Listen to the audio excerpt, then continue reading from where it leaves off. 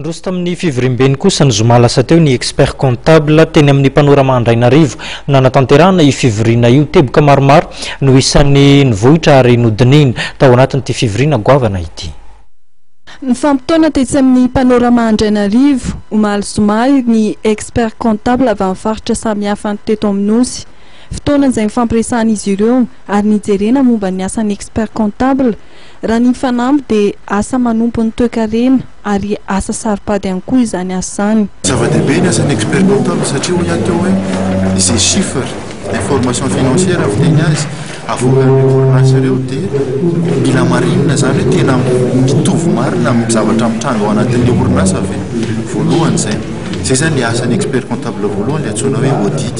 Fa manarak'izay ny expert comptable koa dia manampy an'ireo orinasa ireo.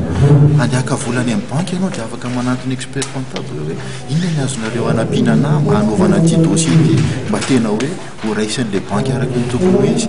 Andehanao hividy orinasa ianao dia afaka manampy ny expert comptable hoe ohatrinona marina tokony ho vidiny orinasa io, tsy lafo loatra ve nividanako an'io orinasa io. Hivarotra orinasa ianao afaka manampy ny expert comptable ianao mievaluer ny orinasa hoe ohatrinona tokony hivarotako an'io orinasa io. Zany hoe l'expert comptable zany afaka manampy manomboka vao misokatra le orinasa velatra ny orinasa sanatria izany misy hoe orinasa ao akatona dia afaka manampy foana ny expert comptable afaka manampy an'ireo orinasa ireo. Mbola tsy ampy anefa ny isan'ny expert comptable eto amintsika. 700 eo amin'izao fotoana izao ny isan'izy ireo ara-dalàna ary mikambana ao anatin'ny olavitra.